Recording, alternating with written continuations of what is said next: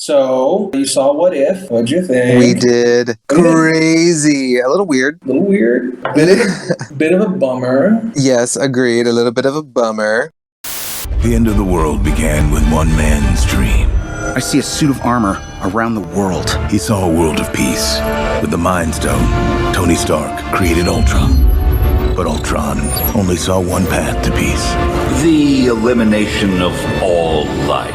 From puppet to puppet master, Ultron required one thing, an organic body to call his own. One that fused the powers of man, machine, and mind into one. In your universe, the Avengers stole the cradle and used it to create the hero, Vision. But in this universe, Ultron got his wish. With the infinite power of the Mind Stone, Ultron began to lay waste to the planet. Ultron's going after the nuclear codes. I don't know how much longer we can hold him off. We have to take out the satellite network. You won't be able to launch the nukes without them. You don't have to do this. I made you for peace. It's evolution. Only a primitive mind would fail to see the distinction, which is why you have to die. We're too late. He did it. Laura. At last, peace. But the Age of Ultron was only beginning. What were your, did you have any favorite parts? Was there anything that you felt was particularly interesting? I guess some of my favorite parts are, I thought Vision had some pretty cool, I think it's cool to see Vision have anything more rich than what he has had in the comics in the past, in my opinion. So I thought it was cool to see this, like him being, Ultron and everything, but I don't know how I thought it was probably one of the better episodes of all of them, but I also thought it was also a little controversial too, because I think that I don't know what they're setting up. So it's one of those things. It's one of those Infinity War moments where you're left at the movie theater and you're like, oh shit, and you're left with all this emotion, and that's supposed to be a good thing. What's interesting to me is like they've had a few cliffhanger episodes, that feel like they're going to lead into another episode. Mm-hmm. But I didn't get that impression from the Doctor Strange episode, and yet that's the one that comes back. You're right. It is kind of weird that for some reason that I guess what they're trying to do is interconnect all the episodes that they've shown. That's what they should. And you're right. They should. I think they really should. Yeah, I think that each episode is like a self-contained thing, but multiple of them have ended with like there's going to be more cliffhanger, and I don't want that to be just like, ooh, let's see if people are interested. Maybe we'll get a season 2. Like I want to see it wrapped up kind of in season 1. There probably will be a season 2, but like just in case there isn't a season 2, let's do season 1. Let's not set up a bunch of fucking sequels. Right. And that was really interesting because in the comics, Uatu, the Watcher that's responsible for Earth 616, I assume that it's the same Watcher. They haven't named him, I don't think. Did they name him as Uatu? I don't remember. Okay, and I may be pronouncing that wrong. I've only ever read the name, I think. But it's like Uatu. But he's the Watcher for our reality. Okay. And he's actually interfered multiple times. Like he's done a bunch of shit, over the fucking 60 years that they've had comics and stuff. So like I kept waiting for him to actually interfere, and he kind of did, I guess, by fighting Ultron. But yeah, I really liked the Thanos appearing and him just slicing him in half and being like, ooh, nice gloves. Yeah, Vision is very powerful. Too powerful. That's one reason why I think that all of his stories have been so mediocre. So as controversial as the episode was, I was kind of happy to see, oh wow, they actually did something with Vision, even though it kind of, With a character that powerful, you got two choices. You either go really big, like they do with Captain Marvel, or you go really small and personal, like they've been doing with Vision, with Wanda. Yeah, you really can't do anything in between, or it's not interesting. Yeah. Like you want to see Vision beat up some bank robbers? Okay, cool. There's 30 seconds. Right, exactly. Boom, slice them in half. Yeah. Punch them into the fucking stratosphere and slice them in half on their way back. Right. Like, done. Right. Okay, so one thing that I like it when they get the original guys to do the voices. Like in this episode, Benedict Cumberbatch. Wait, I pronounced that wrong. Benedict Cumberbatch. Benderdum Cumberbatch. Benedict Cumberbatch. Benedict Slitterbunch. And Jiminy Hanner.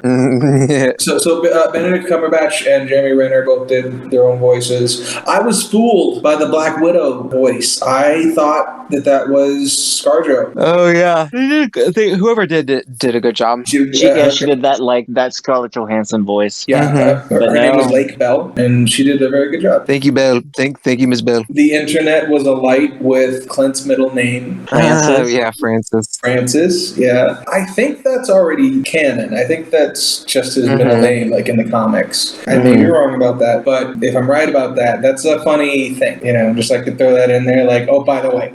Like but as someone who grew up not watching anime and hearing like all the kids stuff, oh, then Goku, and then Sayama, and then Frieza, you know, like hearing like all those kids, watching these guys punch each other through dimensions was pretty fucking cool. Yeah, it was definitely a really interesting and artistic take. Like, to me, it's like when I watch stuff like that, it's usually like anime, you know, like that type of stuff, and it's usually like pretty big. You know, they're blowing away mountains, they're blowing away sometimes planets. This one, they're like blowing away dimensions. So that was pretty interesting to see. Yeah, they were blowing away reality. I mean, it was interesting to see that, even though it was a little far-fetched. It was interesting to see for sure. But that shot of Madison Square Garden with Ultron punching Uatu, and each time he punches and all the buildings change, that was a really good shot. That was really interesting. That was a lot of fun. Yeah. There was no point during this episode where I knew where the fuck it was going. Right. Yeah, they did a good job of keeping it, you know, like what's going to happen, when is it going to end. It was pretty well done. For me, it was probably one of the best episodes for sure. And I think it, especially after, because my complaint for the earlier episodes was like, oh, it's kind of a bummer. Why don't we have some positive shows? Like, this right. It doesn't have to be like all zombies and death and whatnot. And then we got Party Thor, and I was like, oh, never mind. Well, Party Thor.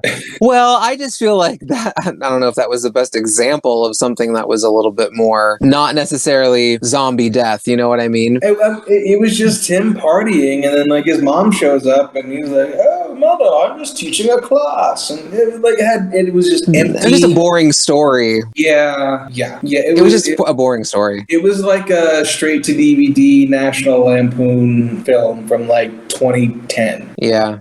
You know, like Van Wilder's Thor. Yeah.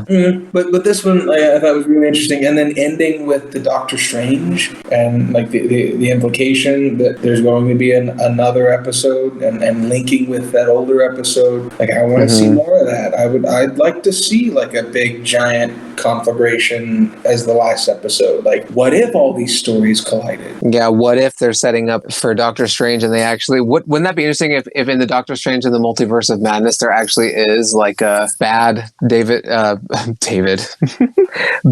Cumberbatch?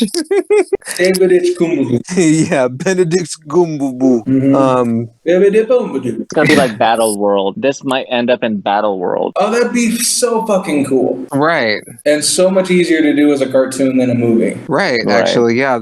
And the cartoon is actually, it's really well done. I mean, it's like, it looks cool. The animation is intriguing to watch. It's very crisp, pleasing to the eye. I was skeptical of the 3D-ness. I prefer 2D animation. I just always have. Me too. Same. Yeah. So I was like skeptical of like the 3D whatever, but I think this episode proved how much you can do with that format. Yeah. Well, you know what's kind of funny about it? I feel like the one animations that I've seen try to go 3D is a lot of them have been anime. Yeah. They'll try to cross over into a 3D realm, and it for me, it never transfers. Yeah, exactly. Like that's why I was skeptical, because I've seen so many. I think Pokemon had like a season or whatever where they tried to do 3D or something. Well, what I think is cool is that What If it's very American, and they can kind of get, I don't know who they have working on their team or who created that style of artwork that they're doing, but they did a really good job of keeping it, looking very, very good. And it doesn't look like anime. It's very American still. I did, though, when she was driving the motorcycle, I kept expecting to see the Akira slide. Do you know what the Akira slide is? Yeah, I do. I kept waiting for an Akira slide just as a reference, and I never got it, and I was really disappointed in that. That's a stupid thing to want, but yeah, it's all good. It would have been fun. It would. Okay, so we liked What If. What about you, Johnny? It was okay. It makes me more excited for the next episode, to see how are they going to get together to beat him now. How many episodes is going to be in this season? I was just going to say, actually, they've only got 2 episodes left. Yeah, maybe 1. Okay, so there has to be some sort of. It was only supposed to be 6 episodes, I think. Okay. I have a feeling the next one's going to, and the only reason why is because it dealt so much with the Watcher. Well, yeah, I mean that's the whole conceit is that's the conceit of What If itself. Well, yeah, I'm excited for the next step for sure. My hope is that the next episode continues where this one left off, and we actually get a few other realities bumping into it, and we get if we could set up Battle World for next season, holy shit, that would be. I know. I just want 10 episodes of Battle World. That's what I want. Or Secret Invasion. I want to see that. Or no, not Secret Invasion. Secret Wars. Sorry, Secret Wars. Yes, Secret Wars. Yeah, and watch Peter get a black suit. Totally. I mean, it's a little too early. Considering we haven't introduced Dr. Doom yet, and he's fucking God Doom. Yeah, it would be a bit too early. It would be a missed opportunity to do Battle World without Doom. Yeah, without fucking God Doom, that would be kind of weird. Yeah, which is kind of crazy how Dr. Doom is one of the ultimate bad guys. Well, I mean, he's the oldest Stan Lee villain, so it makes sense. Okay. Stan Lee was going to quit comics until the Fantastic Four took off, and that was the book that he was in charge of. And I believe Dr. Doom was in the first issue. I may be wrong. I may be wrong about that, but I think he was the bad guy in the very first issue, or maybe it was a giant monster, and he came along in the 3rd or 4th issue. But he's been a part of Stan Lee's pantheon of bad guys since the very beginning. So of course he's gotten more powerful over time, and he's a fascinating character. I think that they could introduce Dr. Doom the exact same way they introduced the Black Panther. Okay. Just he's the leader of Latveria. He was scarred. Well, I mean, he's connected with magic, so I mean, there's also that whole Doctor Strange, Scarlet Witch connection there. That's the wonderful thing about Dr. Doom. He's so good at tech that he has AI robots that police his entire nation, and also he's not like Tony Stark, who's magic, fuck magic. He's any power, I want it. Yeah. That makes him the ultimate threat. If he sees something that he doesn't understand, he immediately becomes obsessed with understanding it and controlling it. And I think that's what makes him an interesting villain. Yeah. He has to control everything. And even more than that, once he gets exactly what he wants, which is ultimate power, he throws it away. He gets bored with it. Yeah. Which I think means... Sometimes he doesn't know what to do with it. I think he's just got ADHD. He's right. hyper-focused until he figures it out, and then he's bored with it. And like I said, with the whole things that's going on with X-Men right now, Dr. Doom actually made a little appearance there, only because, he was invited because, of course, he is the own goddamn country. He's the leader of a nation. Yeah, of a nation. So, of course, he was invited by the nation of Krakoa because the nation of Krakoa is trying to be friendly with all the nations at the moment. Trying to establish themselves as a nation. Yeah. So it's kind of cool that, he's there. He has some history with Storm, of course. And now that Storm is the new, basically queen of the fucking solar system, there's some involvement there. I'm curious how you feel about how powerful they're making Storm now. Well, the thing is, she's always been so fucking powerful, and I'm actually liking the. No. Okay, now she used to just make wind, I can fly. Oh, here's a small tornado. Here's lightning. Dude. But now she's like, oh, I'm going to destroy the whole planet. You know, like No, well, Omega class. She's always been an Omega class mutant, but now we're actually going into more like what she can really do. Mm-hmm. And that's the thing about the mutants right now with the mutant nations, and all their Omega class mutants are very, very important. They're their most precious resource. That's an interesting way to treat them. I like that. Yes, precious. Yeah, their most precious resource is Omega class mutants, because some of the Omega class mutants is what's making them come back to life again. So it's one of those things. And yeah, they have their own nation. I don't like the coming back to life thing though. Like unless it's Really? well, if it's part of a story, great. You know, like if there's like an arc and a resolution, and at the end of it they no longer are able to come back to life. Okay, that's cool. You've experimented with a thing for like a year or whatever, like a 12-issue arc or whatever. That's fun. But if it's like this is just the X-Men now, there are no stakes. If an X-Men dies and the other guys like him, he comes back to life. Okay, cool. Well, then your tactics should just be suicidal. You should just send wave after wave of approved mutants after any threat and win. Yeah, that's the X-Force. Yeah, that's not like, fun. dude, yeah, X-Force has died so many times because that's their main goal, is to take out and eliminate people. And okay, so biggest threat about it and why this is happening now is if you read Ten of Swords and stuff like that. I need to read it, I admit. Powers of Act, because it kind of shows you Moria McTaggart she has come out and she is a mutant, and her mutant power is the ability to reincarnate. That is her power. Okay. So I did read, I think it was House of X, where it was about that. Yeah. So it kind of leads into that, because you kind of get to figure out that there is no happy ending for mutant kind.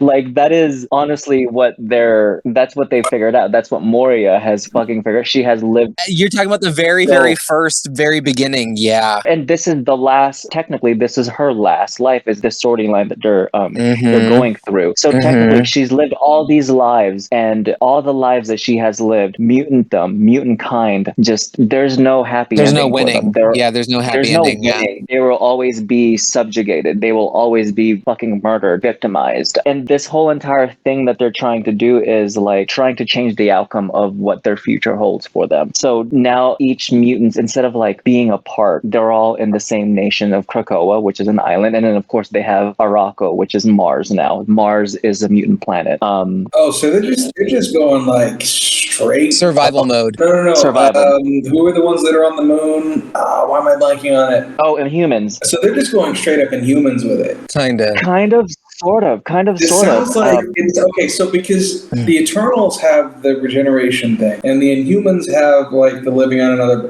they're just combining the two into the X-Men. Kind of, sort of. I guess you can kind of. Eternals isn't selling very well, and Inhumans isn't selling well since the TV show tanked. Let's just do it like that. But see, I like this story and then Arakko and Krakoa, the two islands that turn into one. And I like the different things about in Apocalypse, story. We get more into Apocalypse. And, he is pretty much a god king of the mutants, him and his wife Genesis. Isn't like Apocalypse Jr. like a good guy now? Kid Apocalypse has not, young El Salvador. He hasn't been seen in this lifetime because, that's another thing. That's a rule for Krakoa. We don't create clones like Madeline Pryor, which is the Goblin Queen, who looks exactly like Jean Grey. She does not exist. They don't do clones. Then what do they do? They don't resurrect clones. Oh, so if someone was cloned, that clone that was one of the things, Madeline Pryor, which is the Goblin Queen. So if Scott Summers Jr. dies, no more Scott Summers Jr. Who's Scott Summers Jr.? There was a younger Scott Summers who was on the he was on team with Miles Morales and. Oh, you're talking about young Scott. So those were the young X-Men that was time displaced. They actually went back in time. Okay, so they're technically not clones. They're time displaced. They're time displaced. Okay. They went back in time. They went back into a regular timeline. Oh, they're not around anymore. They're not around anymore. Oh man, I really liked young Scott as like the leader of the Young Avengers or whatever the fuck they were. Oh, what were they called? It's not called Ultimates, was it? Champions. Yeah, I like the Champions. So cool thing about that, even though Scott is no longer the leader of champions, because the champion teams are still around in existence, they actually still, if they need help or anything like that, they call adult Scott, and he does bail them out. There's been a couple of times where he came and bailed them out. Yeah, but I liked young Scott because young Scott, I know. Because like young Scott was like, oh, other me is an asshole, so I better try not to be an asshole. And like I like watching that. That's so funny. You know what? Scott's no longer, he's not like an asshole anymore. For a while there, they were trying to make him an asshole because my personal thought was because Disney was trying to get Marvel and X-Men and the whole like all their shit back together. Scott as an asshole started way before that. Scott's been an asshole since like the late 90s. See, I kind of like Scott. Right around when the love triangle. He's a Boy Scout, man. He's a Boy Scout. He's a Boy we Scout. Always have to have one. Around the time of the love triangle between him and Wolverine and Jean, he started becoming an asshole, like as a character. And it was because of the stress of like that relationship dynamic, and he was like getting more curt with everybody. And then that just became his personality. Oh, well, that's definitely not here anymore because there's not like a love Jean and Wolverine. There's these little things that are going on, but Scott also has Emma Frost now, so it's cool. Oh yeah, he's fucking another bitch. I fucking love Emma Frost. Well, and him and Emma Frost are like the perfect pair. He had no place with Jean. That's hilarious. That's hilarious. Jean gives a shit. Like she's like, oh, that lamb is dying. I'm gonna use the Phoenix Force, and like Scott needs to be with someone who's like gonna slam him down on the bed and just like mash her pussy into his dick. That's hilarious. Well, like with hatred, like she's trying to break the fucking bed. Emma, well, she fucking probably will. She'll turn into diamond form. 100% fucking diamond. She fucks like that. 100%. Straight fucking diamond, man. She's a rage fucker if I've ever seen. That's hilarious. I can pick them out from a crowd, and they're fun. Don't get me wrong. That's hilarious. Let There Be Carnage. Oh yeah, haven't seen it. Wait, that movie's out? No, sort of. I'll play a clip of the teaser. All I ever wanted in this world is carnage. Lady, we should be out there snacking on bad guys. I am a predator. I need to be free. You have got to get control of your aggression, or you will get hauled off into Area 51. You live in my body. You live by my rules. I'm sorry. I don't know what came over me. Please let me fix it so I can begin again. You are a loser. Eddie Brock, I want to give you my story. People love serial killers. Please, why me? What's mine is yours, and what's yours is mine. I have tasted blood before, and that is not it. All I ever wanted in this world is carnage.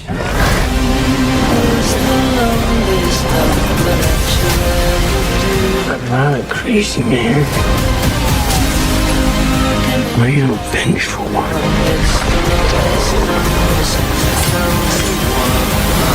Oh, shit! Oh, where you going? That is a red one! You need to come out right now.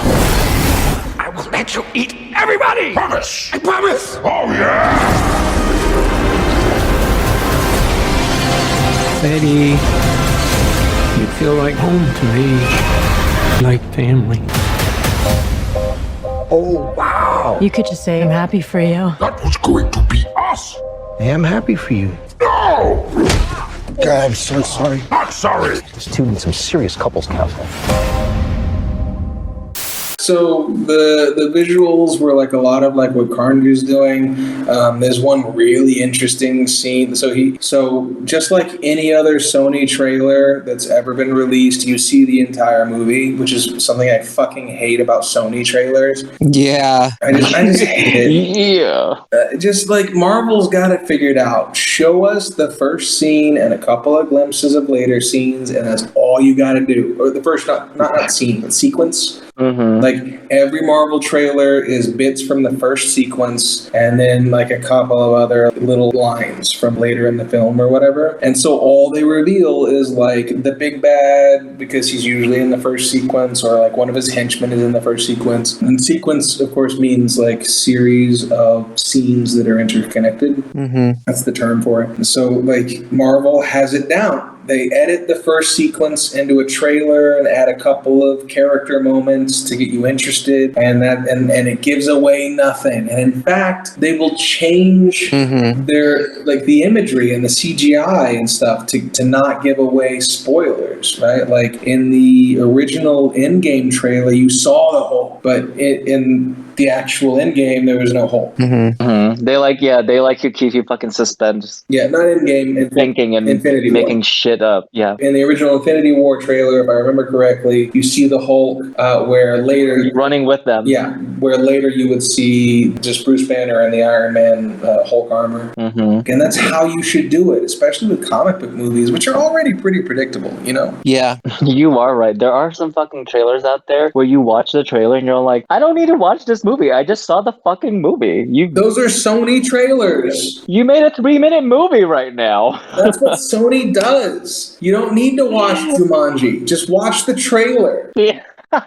Like they put all the best jokes in the trailer, they put all the plot points in the trailer. But there was a really cool scene in the teaser. What we see is that Cletus Cassidy has called in Eddie Brock to do an interview, and at some point Cletus grabs Eddie's hand and bites it to taste his blood or whatever. And that's how he gets, because in the comics it was just that the symbiote spawned. Yeah, I was gonna say, wasn't it a baby? The whole storyline where Venom had to fight like all of his spawn, and that was an interesting storyline. I liked the symbiote wars or whatever the hell it was called. And that was just the natural reproductive cycle of the symbiote. He split into two, and another symbiote was born, and then it infected Cletus Cassidy, who happened to be a serial killer. So in this one, it seems to be maybe Cletus Cassidy knows something about Eddie Brock. I don't know, but he bites him on the hand, and then later we see that Cletus Cassidy is being given a lethal injection. And as they give him the lethal injection,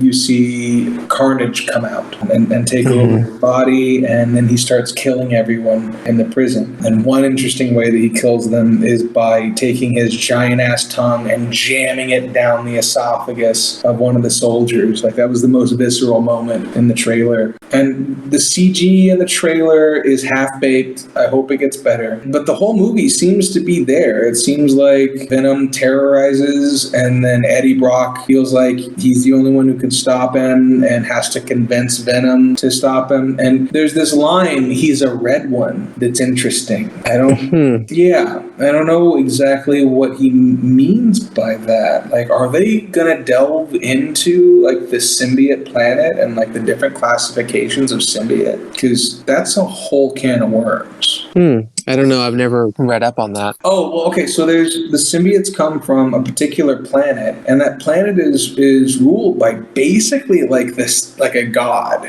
Like the god of symbiotes. I don't know, it's complicated. But if they were to delve into that, number one, I'd be shocked. But number two, like, how do you do that in one movie? Like, He's a Red One really opens a lot of potential doors. Because there are different kinds of symbiote and like different classifications, and they're all kind of like ruled by this like symbiote god. That's crazy. I've always thought that yes, Carnage came from Venom. So yeah, he's one of Venom's children. Yeah, hopefully that happens here too. You said he bites him, so yeah, it seems like in this one he's not really so much as one of Venom's children as like a stolen essence of Venom. Okay. Which, I mean, whatever. Like, that works just as well. Who gives a shit? Yeah. I don't need to see the Venom symbiote in an air conditioning duct splitting off, that doesn't happen. Yeah, you don't want to. You don't need to see him do like fucking mitosis and shit. Yeah, exactly. Yeah, there's the phrase. I don't need that shit. So, like, however they want to do that is fine. They want to have it be like he drinks some of Eddie Brock's blood and gets infected that way. That's cool. I think the only real objection I had was like there's a scene where Carnage gets shot in the chest and he just opens up a hole in his chest so that he doesn't get hit. And that's... Oh, that's not... Yeah. What about the human inside him? Yeah, that's not comic accurate. So I want to see how they explain that away, Yeah. Because you can't. He doesn't split apart like that. Yeah, no. He would do something like move the body aside, maybe, and create a distraction or something like with the rest of his form. But all the stuff where it's like Scarlet Spider legs holding on to like these church walls and stuff, really cool imagery. They really want to associate Carnage with like Satan, evil,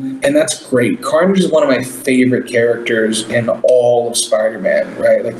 Like Carnage. For some reason, I have some affection for Tarantula. I don't know why. But, there's certain villains that I really like. And Carnage is way up there. Just because Venom is sort of anti-Spider-Man, in that he's got a conscience, but he's driven by, like, darker motivations. But, like, Carnage is the anti-Spider-Man. Not only is he not going to try to save anyone, if he has the chance, he's going to kill them. And there's all the natural weaknesses that I believe, I may be wrong about this, but I believe that Carnage doesn't set off in Spider-Man's Spidey sense, just like Venom doesn't. And I might be wrong about that, but I think it's, Are you fucking serious? That's scary. Oh shit, I would be scared if I was Spider-Man if Venom was coming creeping behind me and I couldn't sense his ass. Oh yeah, Venom doesn't set off Spider-Man's spider sense because he is partly Peter Parker. He infected Peter Parker. Peter Parker was the perfect host. He wanted to be with Peter Parker forever.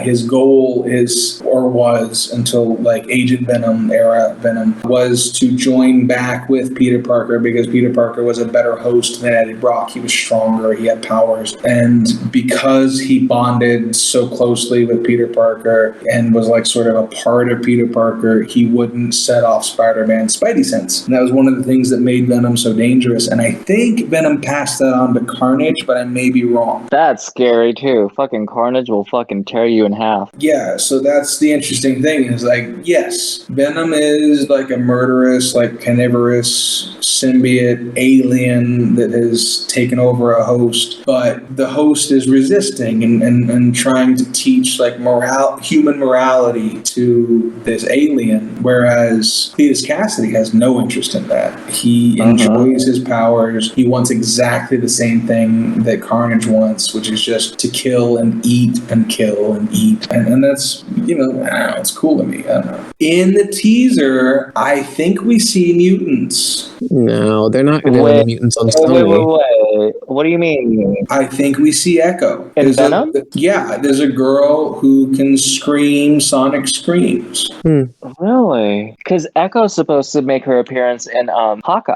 I don't know. But Echo's the one who does the sonic screams, right? Or am I wrong? I'll have to look that up. No, there's a few of them, because there's Siren, which is Banshee's daughter. Banshee could also do the sonic scream. But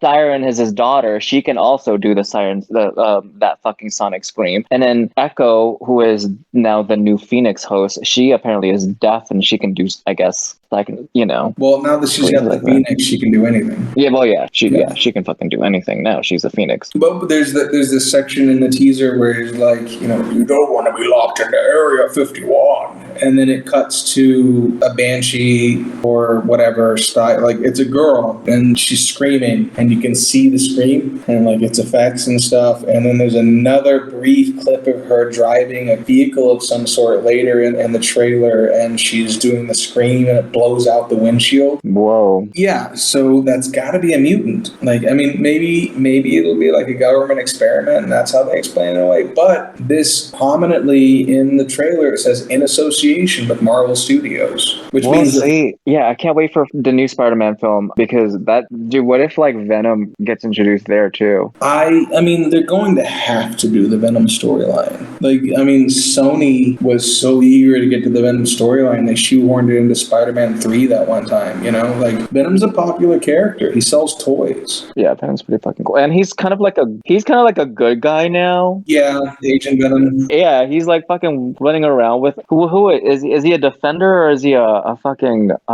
He was a Guardian of the Galaxy for a while. Yeah, dude. It's crazy how he's like fucking everywhere right now. He had his own line for a while. I think it's been canceled, but Agent Venom was like a thing for a bit. And then he was part of the Guardians of the Galaxy for a while. And it's I mean, that's fine. He's a popular character, so, he's turning from heel to babyface. They do that in wrestling. It's fine. Do you guys know those terms? Which one? Heel and babyface?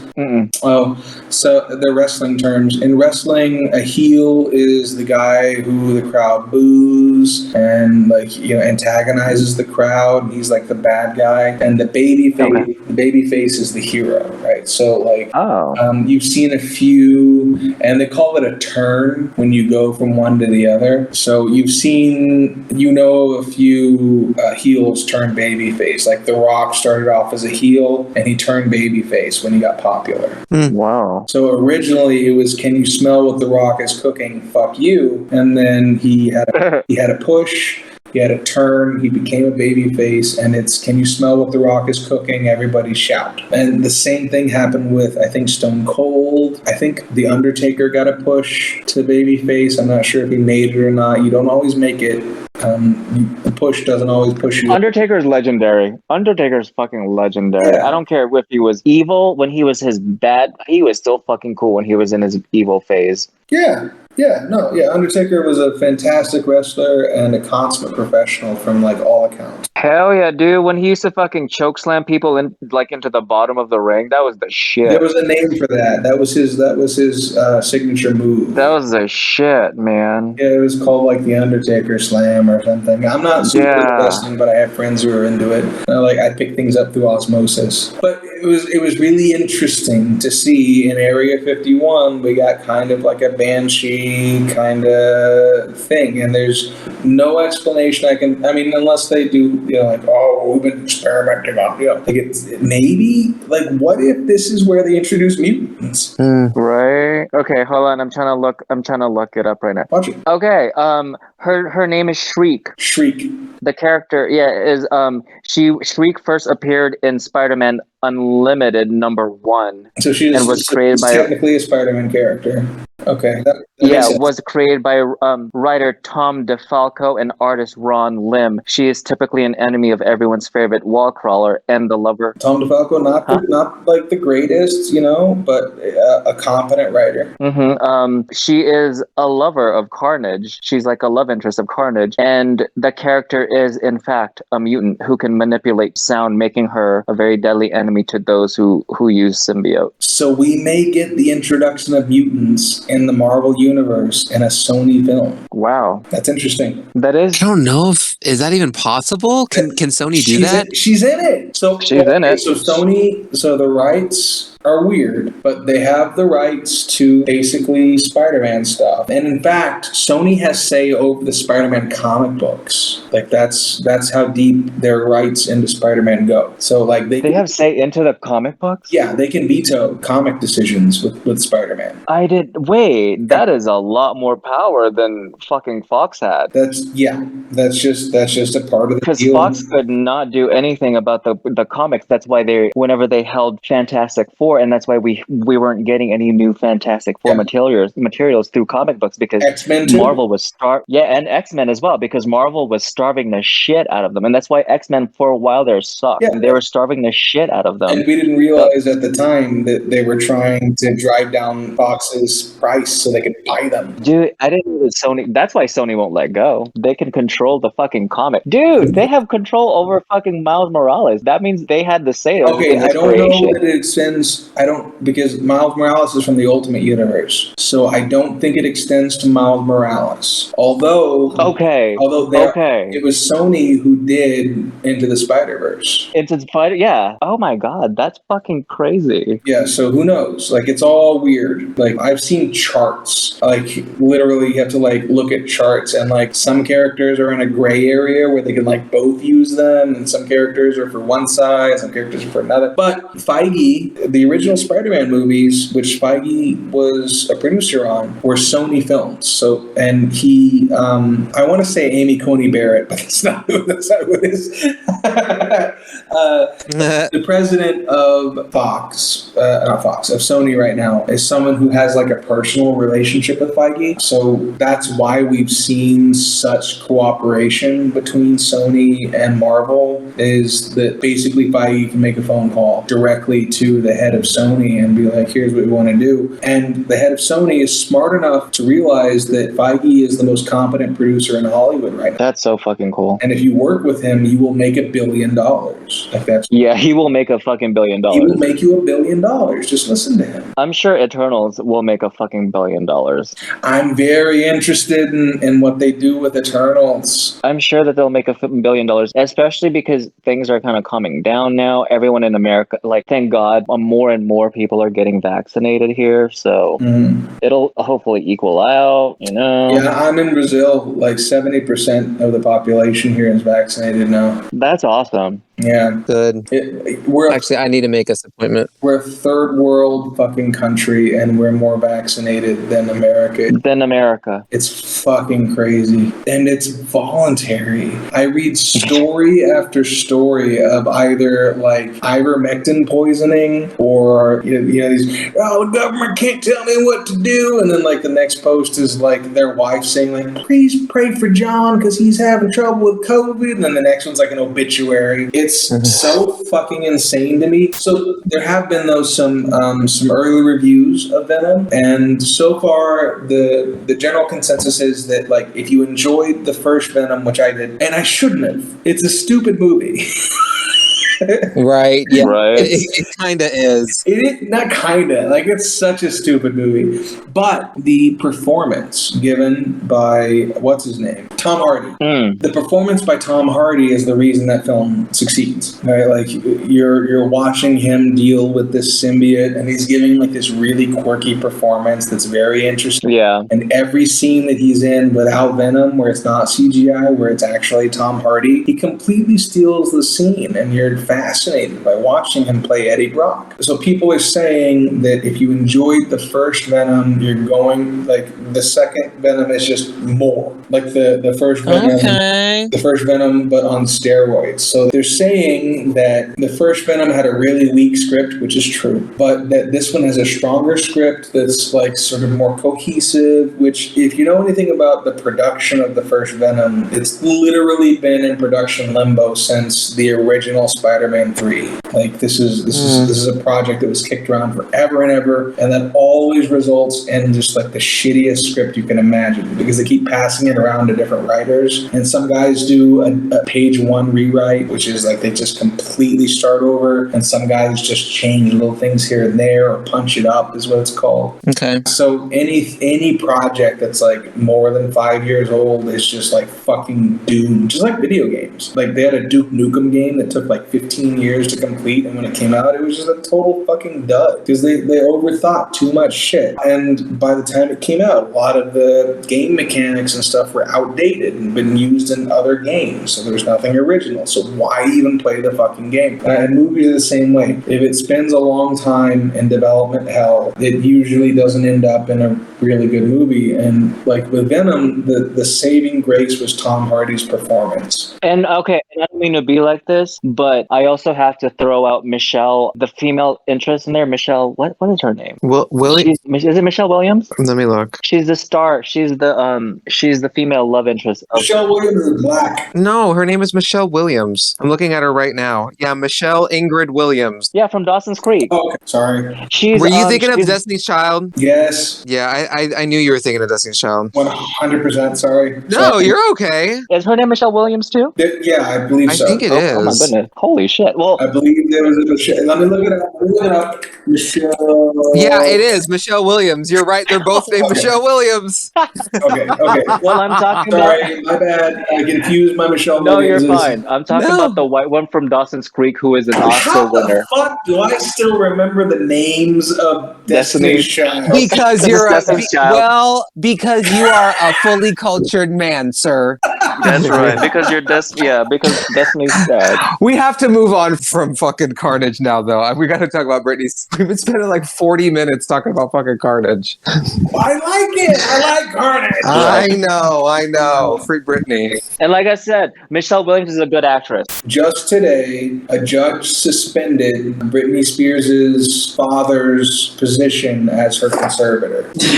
Thank fucking the gods, man. Here we are in 2020 fucking one, and she's not free yet until today in what, September? Oh my God. What was it, 12 years? Yeah. 12, 13 years? That's entirely too long. That's prison. And she's not even released from her conservatorship. No, it was just her father, yeah. So her new conservator is an accountant named John Zabel.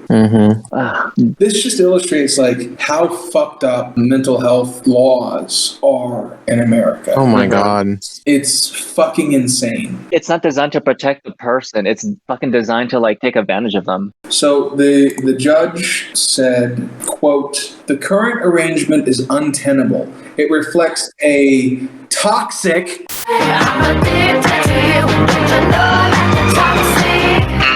environment which requires the suspension of James Spears." That was the judge's ruling, although she didn't actually play a clip of Toxic.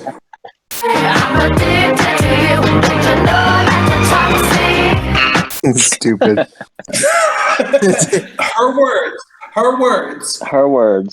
Dude, that's some crazy shit. So me and Gabe have been like fucking watching so many we've watched like documentaries on this shit, and I haven't seen any of them. Holy fuck. Oh yeah, the documentaries are good. Yeah, they're fucking good. I read the details like that she had like everything bugged.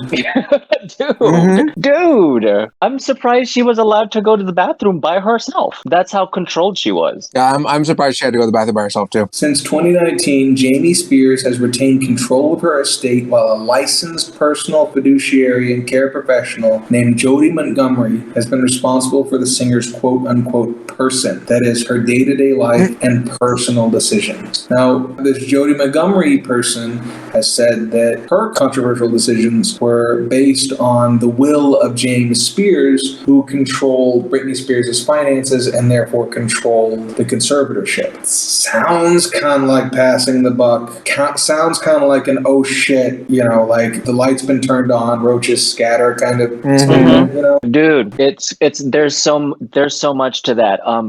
The security guards that were hired to supposedly protect her were the same people that were drugging her, like giving her medication. It was like all these things are just coming out, and you're just like, all these people and the people closest to her, they fired or made go away. And these are the same people that she has worked with since she began her career, and they were all just one by one being like let go, and she had no control. She was left. What they were trying to do is basically just keep her alone and lonely. It was like fucked up situation. It's so fucked up. I mean, there really is only like one possible word to describe it. You know that you're toxic.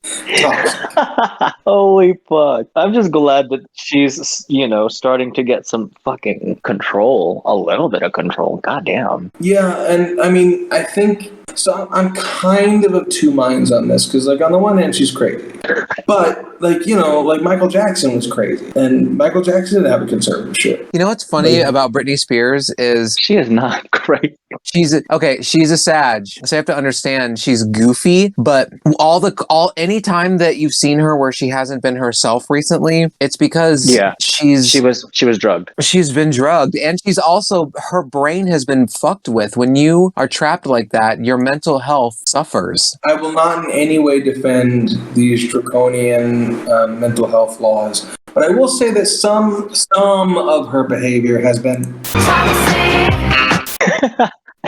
Not all of it, you know, but like just some. She does need an accountant to like check her shit, but that's normal in the entertainment industry. Yeah, that's like, normal. Like in entertainment, that's not.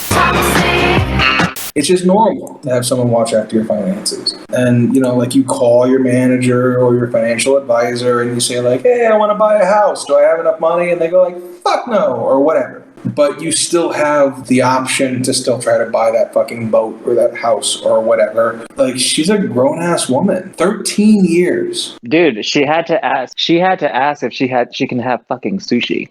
That was fucked up. She's been under conservatorship for longer than she was relevant. That's fucked. I'm sorry. That's me. But 13 fucking years. Yeah, it's a long time. So finally today, the judge said that she's a grown up who doesn't need to be under the fucking watchful eye of her father. Because isn't she like 40 now? She's like 38 or 39. Yeah, she's. Yeah. I mean, Really? she's about to hit 40. Which, to be honest with you, even at 35, I feel like I've lost so much time. But like at 39, from my perspective, girl, you need to live your life. Oh, I feel so bad for her. I'm 30 some odd years old, and if anybody tried to tell me how to do anything, right, one of us would die. I know, right? Yeah. Yeah. It's fucked up. But you also have to understand, there was a lot of things that she was being threatened with. She was being threatened that she'd not be able to see her children anymore. And it sucked, like her being forced to work for like years after years, even though the conservatorship was saying that she was too fucking crazy, too fucking whatever to be able to function. They were still scheduling all these tours, all these things for her that she still did. She executed to her, to her fucking best ability because she knew that it was for her children. And all that shit, all that work, man, she still was not, she was like given time limits on how much she can spend with her children. It was fucking killing. And she was finally like, fuck this. You guys are making so much fucking money off of me. I can't even control my own goddamn money, but you need me more than I fucking need you people. And so she was all like, I'm not gonna fucking work. What are you gonna do? Force me to fucking dance up there? And when she fucking stopped, dude, they were like, well, what the fuck are we gonna, they tried to fucking, they sent her to a psychiatric place, locked her up there because she wouldn't work. Yeah, it's nuts. My hope is, and I know this won't happen because it's already been overlooked, but my hope is that this brings a spotlight to where the laws concerning mental health are in America, how draconian and ancient and outmoded, outdated and stupid. And I think kind of related to Britney, Will Smith has talked about his open marriage with Jada. Let us hear the deets. So Will Smith did an interview with GQ magazine, and in it he had a few quotes about his relationship with Jada Pinkett Smith. Now, you guys know that for about a decade I was in like an open marriage, or at least it was open for me because it's complicated. So my feelings about open relationships are, if it works, it works. If it doesn't, it doesn't, you know? Mm-hmm. But the general data indicates that open relationships end in disaster. And my open relationship did not end in the happiest way. So I can't exactly argue with that. But here's what Will Smith says about his relationship with Jada. Quote, Jada never believed in conventional marriage, Will said in a recent interview with GQ. Jada had family members that had an unconventional relationship. So she grew up in a way that was very different from how I grew up. The two came to the decision after having long discussions about what it meant to have a perfect relationship. Quote, there were significant endless discussions about what is relational perfection. What is the perfect way to interact as a couple? And for the large part of our relationship, monogamy was what we chose, not thinking of monogamy as the only relational perfection, Will continued. Quote, we have given each other trust and freedom with the belief that everybody has to find their own way. And marriage for us can't be a prison, Will said. And I don't suggest our road for everybody. I don't suggest this road for anybody. But the experiences, the freedoms that we've given one another, and the unconditional support, to me, is the highest definition of love. I'm a homosexual. Oh, wait. Hang on. Bullshit. Oh, wait. Bullshit. He didn't say that last part. I'm so sorry. I know. I was. Whoa. I misread that. Oh my God. Can I just say there's so much flying in my head right now because I'm flashing back to Jada Pinkett Smith's fucking YouTube show, the Table Talk or the Table Talk or whatever the fuck. Whenever Will Smith is basically being a total straight up cuck. Whenever she straight up fucking sat her husband down and they were talking about how no, we don't have an open relationship, blah blah blah, and she called it a fucking an entanglement, but now he's fucking all saying like, oh shit, yeah, we did. Either Will Smith has been slaying pussy, or there's a little bit of truth to all those rumors. There's a little bit of truth in all those rumors. I think that might be the case, because I ain't seen him slaying pussy. No, there's truth to those fucking rumors. And Will Smith could have any pussy on the planet. Anyone. Like straight up. But he didn't go ham. No. In fact, I haven't read a single report of him sleeping with. There's no reports. And you know what's so funny about that situation? He was more angry. He wasn't angry that she fucked some dude and it was put out, like he was more angry that it was known that he's been fucking some dude. Yeah, it's embarrassing. You know what I mean? Like he wasn't like, oh my God, you fucked this. It's more like people know now. That is what more your concern about that. Like they're on camera and they're sitting at that table and she starts saying shit and he starts like tearing up. Yeah, dude, when she was like romantic entanglement, I was like, you mean fucking cheating? But okay. You mean a dick in your pussy? Other than your husband? Whatever you want. Do you mean entanglement like a finger in your asshole while he fuck you? Whatever you want to call this shit. A finger in the butt? Okay. Wasn't your husband's? You mean entanglement like one of his pubic hairs got caught in your teeth while you were sucking his dick? You mean entanglement like when you're driving on the way home, you're like trying to get that cum taste out of your mouth? It's not your husband's cum. Is that what you mean? Like, do you mean entanglement like you forgot to take a shower so there's cum dripping down your legs? Do you mean entanglement like one of your eyes is a little red because you got cum shot in the face, right in the eyeball? And your fucking eyes a little bit red on the way home. And Will Smith is looking at you like, what's wrong with your eye, honey? And you're like, nothing. You mean that kind of fucking entanglement? Probably. Do you mean entanglement like you gotta redo your weave because there's jizz in it? Oh my fucking God, y'all. You know what? And you know what? Let's be real. Let's be real. Back in the day too, when fucking Tupac was still alive and Will and Jada were already married, he was still fucking with her. Oh, was he? Yeah, dude. Tupac Shakur fucking loved Jada Pinkett Smith, and she fucking loved him. Listen, like Jada Pinkett Smith she's an attractive lady. Yeah, she fucking is. Mm-hmm. Yeah, she's a fucking, she's a beautiful woman. You guys know how picky I am. Mm-hmm. Like there's a certain and she probably doesn't have pink nipples, just to tell you. She probably doesn't. I've gotten over that with the Brazilian. I know. I'm gonna give you shit a little bit for a couple more years. It's okay. It'll end. Listen, for a time I would lose. Listen, I just wasn't into it, but now it's okay. It's okay. You're of course, not it's into okay. It. It's okay. That's fine. Of course. I'm just teasing my friend. I would fuck Jada Pinkett Smith in front of her kids and Will. I would not give a shit. That's hilarious. Shamelessly and unapologetically. I would ask her to please wear her crocodile jacket from The Matrix while I fucked her. Oh, right. Oh my God, right. Oh my God, she was in The Matrix. Yep. Remember the red crocodile jacket? Of course, I played her in the video game. And she wore that jacket. Oh my God, the video game. Yep. Enter the Matrix. Which that was supposed to be canon. I loved the whole Matrix thing when it was out. Like the Animatrix, the video game. Oh my God.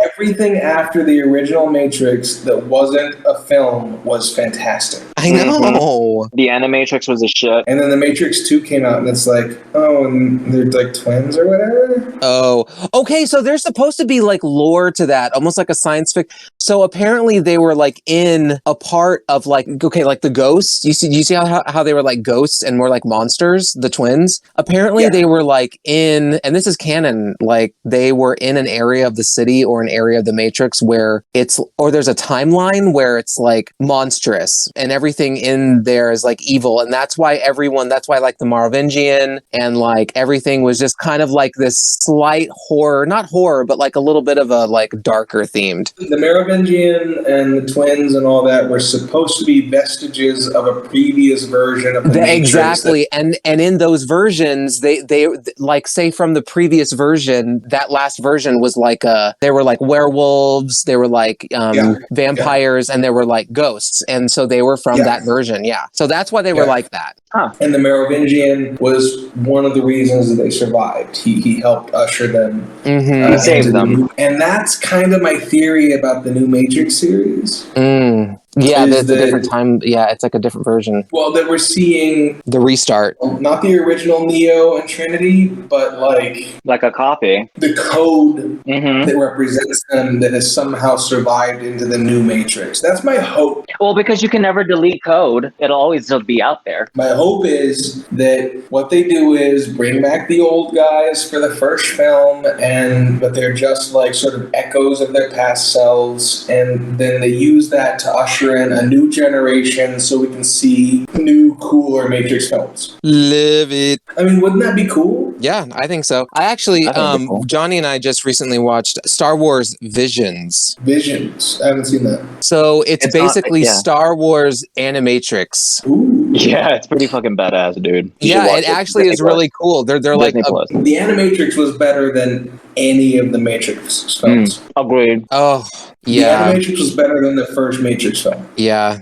I actually want to see. I actually purchased one of them. There was a point in on iTunes where you could purchase each different anime. I think there's 6 of them in one, and you could purchase each one. But I purchased the DVD. No, I had dude, I had the DVD because you used to come over and watch it like all the time. I watched it all the time. Yeah, we watched it over and over again. And it's crazy too. And the best one was the kids who that one was my favorite one. Yeah, you're right. That one was my favorite by far. And like the kid jumps from the top and like his nose barely touches the ground. And it's like a little drop. Like that was cool. Yeah, and it was a glitch, and they were like beep beep beep beep, like the system knew that it was a glitch, and they came in and reset everything, and it was fucking crazy. They like erased everyone's memory, or not memory, but they like erased it. It was crazy. Yeah, the way that it expanded. I mean, each story in the Animatrix, because they gave them all to different animation houses, was like unique and interesting, and they just gave it to these Japanese animation houses, and it seems like they just said, "Go fucking nuts."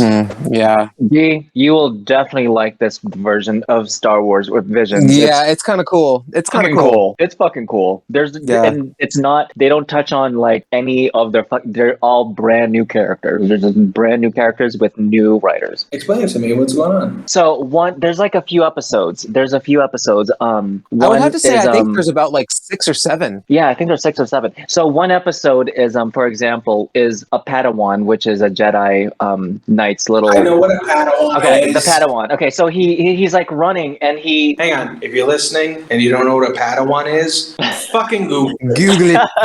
Right. So one of the episodes is he gets lost, and he finds kind of looks like one of Jabba the Hutt's like fucking nephews or some shit, and he finds him, and they. Yeah, dude, and they kind of like go off. He doesn't go back to the order. He leaves the order and just kind of hangs out with this fucking Hutt, man. And they start a band. It's fucking pretty cool. It's fucking cool. They start a fucking band, and there's all these things. Like I said, different stories, and I kind of like how. Yeah, I like it. And to me, it's not as drama-y or like crazy as the Animatrix, but it's really, really cool to see all of these separate stories, and some of it is really cool. First episode of Visions though was kind of like Animatrix because it was more like Japanese. The very first one was definitely like the Matrix most reminiscent of like an Animatrix. It's like Japanese Edo period, but lightsabers going on. It's pretty fucking cool. Yeah, it was pretty cool. What you doing, double nephew? Eat your Tommy, homie. Very Jabba. I like that Jabba. I know that's a very good job. Holy That's a good job. I worked a long time while masturbating. R. Kelly. Oh God. Oh God, do we have to go to fucking R. Kelly? How many years? Dude, can I just say this right now? The one person that I saw defending R. Kelly was fucking Bill Cosby. And I was not the one person. There's like a whole movement, like where they're like playing his music outside of the court, and it's like, what the fuck is wrong with people are crazy. Listen, among the charges that he was convicted of are racketeering. Kelly was also convicted of criminal counts accusing him of violating the Mann Act, which makes it illegal to take anyone across state lines, quote, for any immoral purpose. Is that the same thing that... That sounds pretty bad. Yeah. That sounds pretty bad. The Man Act. You take like a man. You just take a person and just take them. Well, it's man with two N's, so it's named after a dude. Well, that makes it even more serious. Is that the same thing that Matt Gaetz is being accused of? Because isn't he like sexually trafficking girls? Yes. Okay. Yeah, cool. yeah. Well, I'm not sure if he's being charged with the Mann Act specifically, but he is being charged with trafficking. Yeah, trafficking a minor between state lines. Yeah, and Matt Gaetz came out today and like attacked General Milley, who's like the most honorable fucking person on Capitol Hill. Okay, well, let's not get into politics. That's not what this podcast is about. But okay, so Kelly at the trial, several of Kelly's accusers testified without using their real names to protect their privacy and prevent harassment from the singer's fans. Yeah. There's some crazy ass fans. But hey, we got fucking people defending Nicki Minaj to their death. That's all I'm saying. Oh, yeah. Or defending her fucking rapist boyfriend or whatever. A murderer. Not only that, I feel like the whole rape thing is prevalent now because she's coming out and talking about it publicly and on camera. But he's like a convicted murderer. He's convicted. Yeah. Yeah, she needs to shut the fuck up. He does. Like, what the fuck? I mean, listen. Make some music and shut the fuck up. Yeah. Right. I know, and make it good, if you will, please. Yeah, please. Could you? If you could, after 2 albums of bullshit, make some good music. Right. I'd really appreciate that. You skank. you skank. I'm sorry. Oh shit! I was reading it. That was supposed to be a period. I misread that. I misread that period. So people actually, okay, so here's a quote from R. Kelly's ex-wife, who was with him for 13 years, which kind of like, bitch, you know? That bitch knows. That bitch knew. Yeah. She knew. Like, yeah, bitch. Like, just a little bit. Just a little bit of bitch. Yeah, just a bit. Just a little bit. Just a smidgen. She says, quote, people actually said she coming out because she needs money, or she didn't say anything because she got money, Dre explained. That's not enough money in the world for any woman to stay and get abused, she says after 13 years. No. There ain't enough money in the world for me to stay with someone who would choke me in the back of a Hummer after 13 years.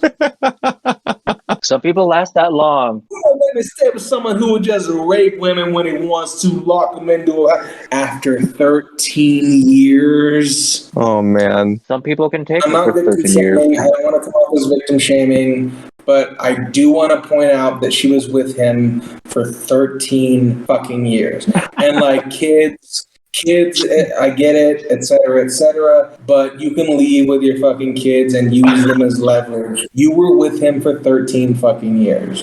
You don't get to come out after 13 years of watching him abuse all these people. You don't get to come out after that and say, oh my goodness me, he was doing what?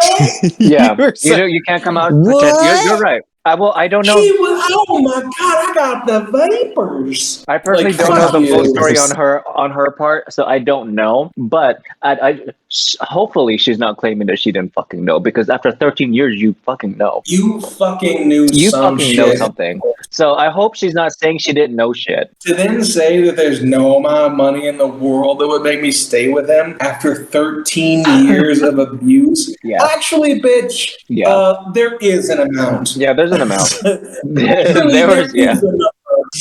And that number is whatever was above where he was at the end of the 13 years and his career was going downhill. Mm-hmm. That's the number. Mhm. You have a number for being choked and abused. There is a monetary amount that you will deal with that shit for, and you have shown that. Not that it's okay that you were abused. That's not okay. But to say at the end of all that, not any amount of money in the world would make me stay with bitch 13 years. That's a lie.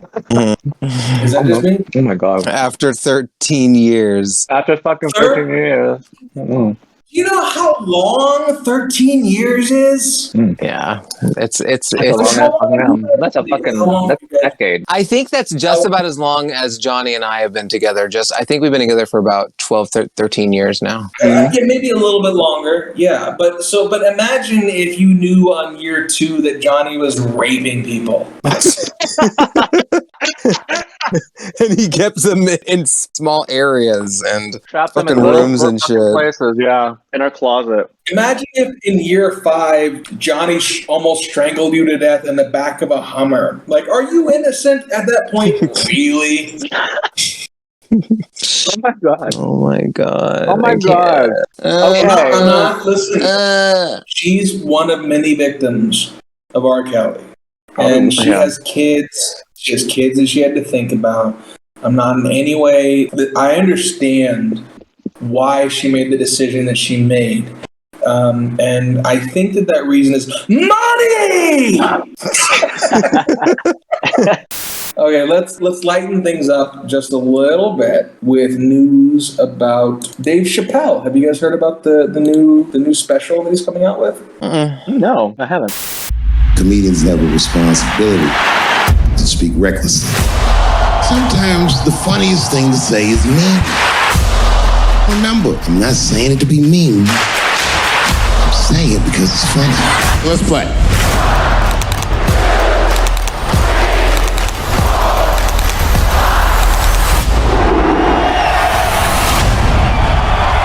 Are you ready?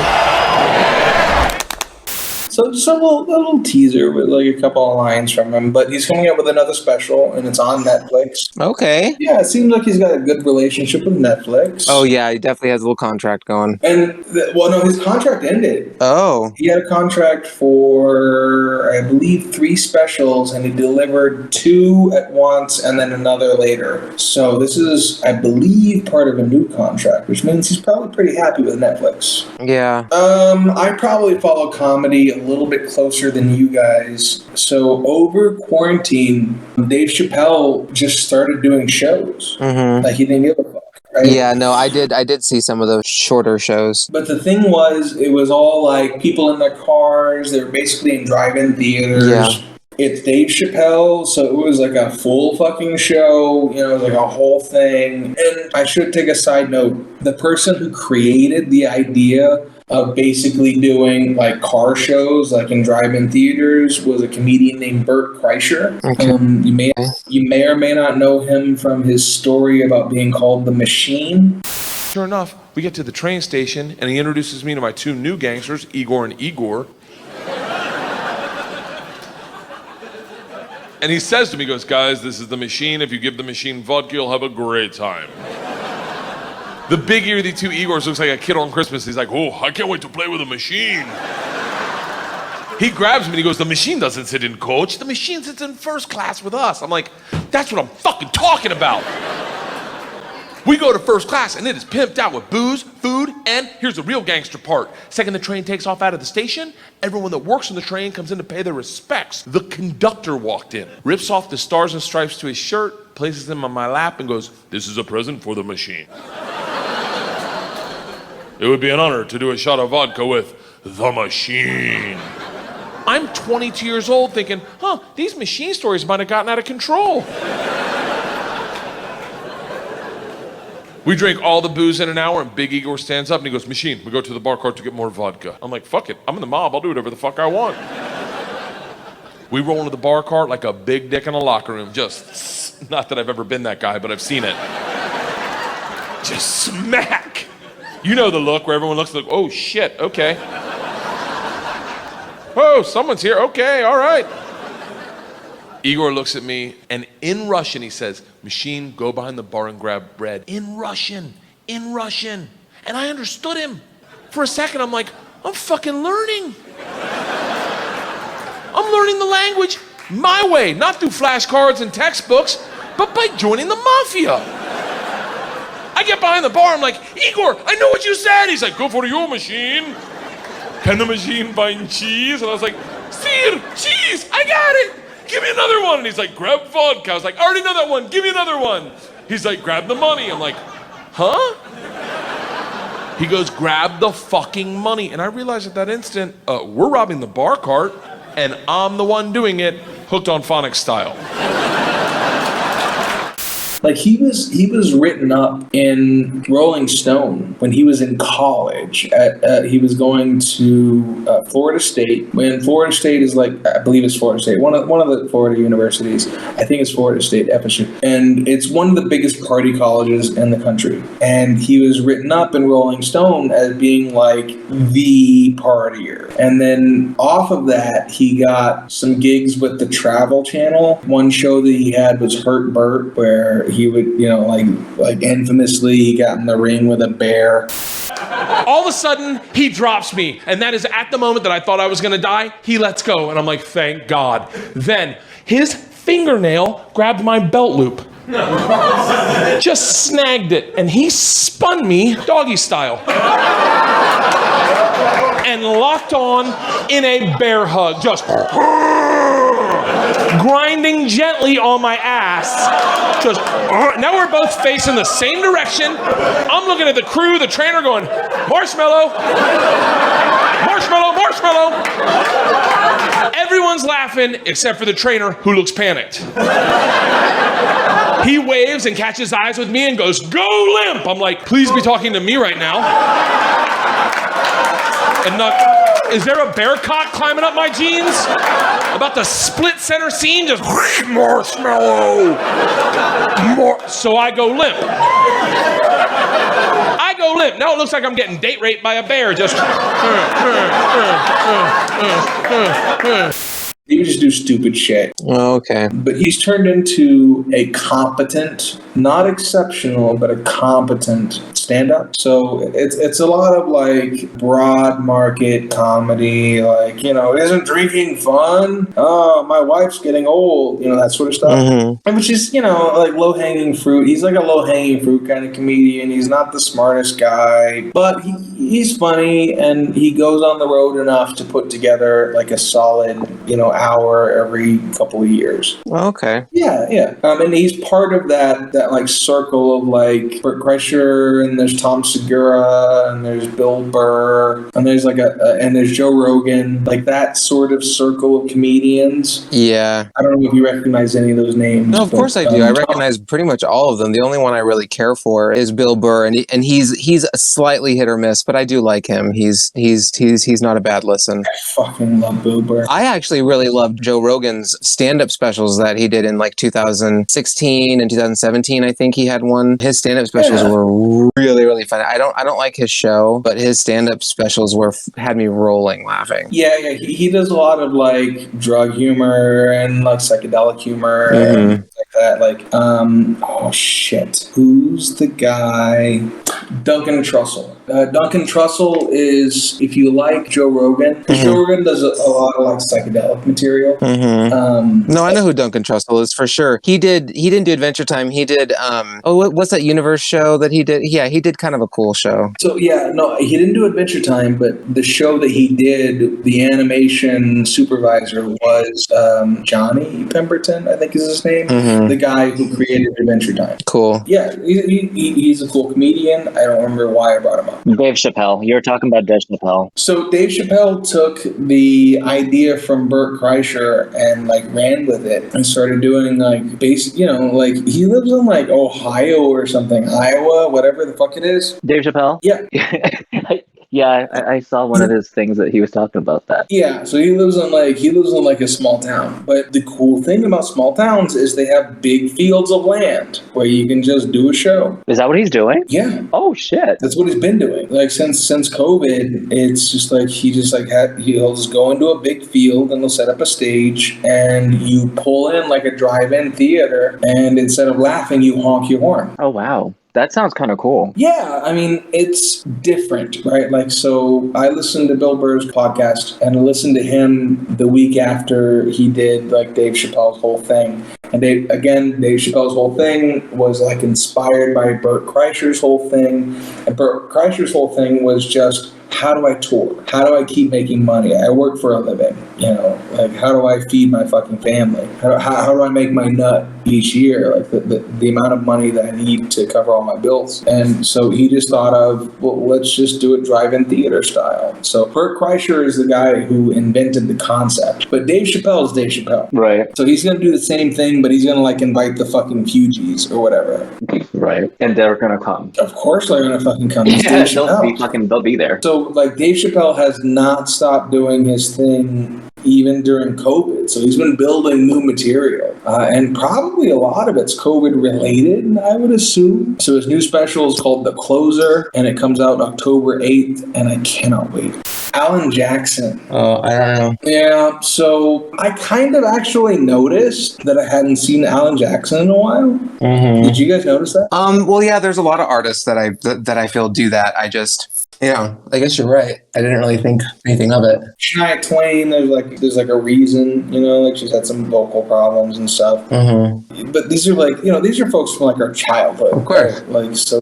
Okay, time out. I'm kind of ignorant because I do not know who Alan Jackson is. So Alan Jackson, his songs are like, we're down south, Chattahoochee. Oh, he did Chattahoochee. I thought Travis Tritt did Chattahoochee. God damn it. No, Alan Jackson did Chattahoochee. You guys are so fucking cute right now. I love it. But that's Alan Jackson. Okay, that's his style. Mm-hmm. And, like, it's not offensive. In fact, recently he held a concert for 12,000 people, but it was all socially distanced. They were all in their cars. Yeah, he really took, like, COVID seriously. And it was really cool to see someone who's, like, respected by conservatives and the alt-right, like, show fucking responsibility. You know, like, show some actual concern for his fellow human beings. Uh-huh. Mm-hmm. So holding a 12,000 seat concert, but keeping it socially distanced is really fucking cool, actually. Mm-hmm. For someone in his position. Mm-hmm. Yeah, exactly. Because he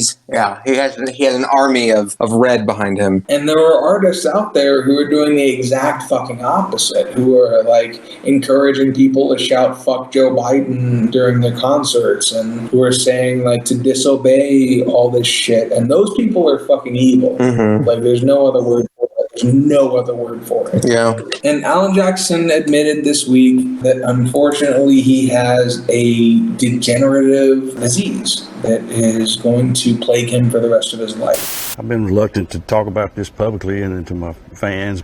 I have this neuropathy, a neurological disease. It's genetic that I inherited from my daddy. But it's been affecting me for years, and it's getting more and more obvious, and I know I'm stumbling around on stage, and now I'm having a little trouble balancing even in front of the microphone. How does it feel to say this out loud? In some ways it's a relief because I was starting to get so self-conscious up there, you know, about stumbling around. And so if anybody's curious why I don't walk right, that's why.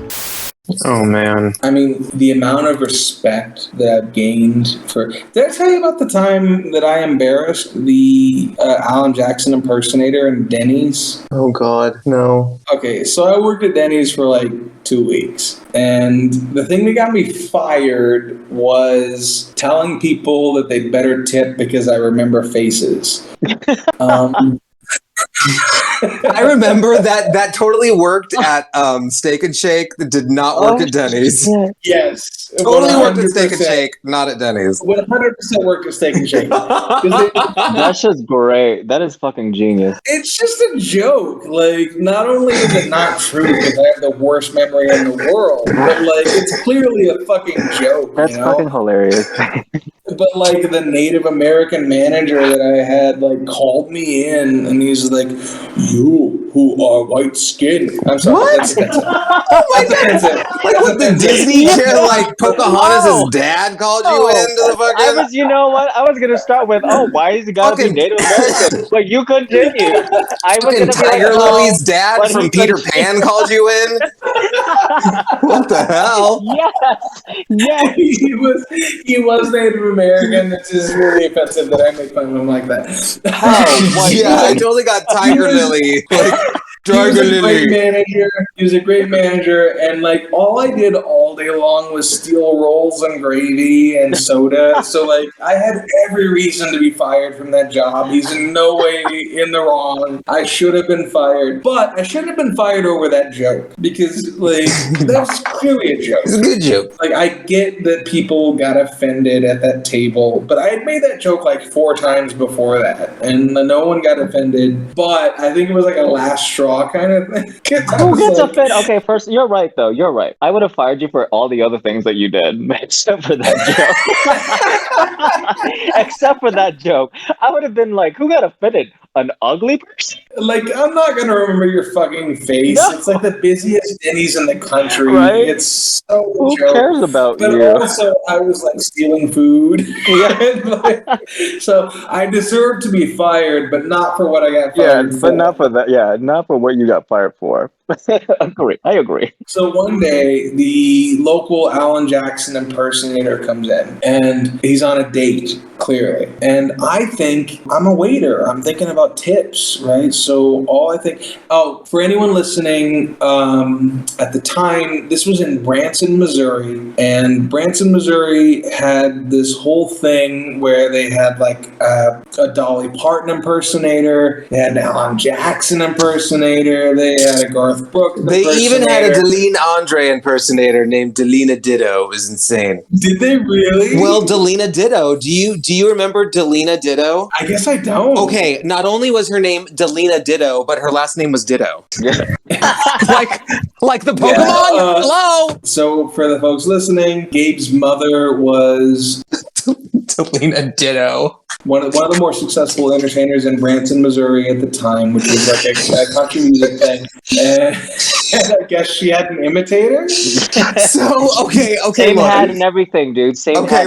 Okay, look. The woman wasn't outright imitating my mother, but she basically was a carbon copy of the show, and she copied her look with curly permed, brunette, brunette hair, curly. The sequin dresses. Your mom always wore sequin dresses and some sequin jackets with some, Mom used to have kind of like these pleather pants, and she would wear, with like sequins and leather. That was like her thing. Yeah, that was her mid-show thing before she went right back into just pure sequins. And the dress, she would always end with the dress. Yeah. And so Delina, and I know that because we spent so many afternoons with you eating chicken strips and blue cheese.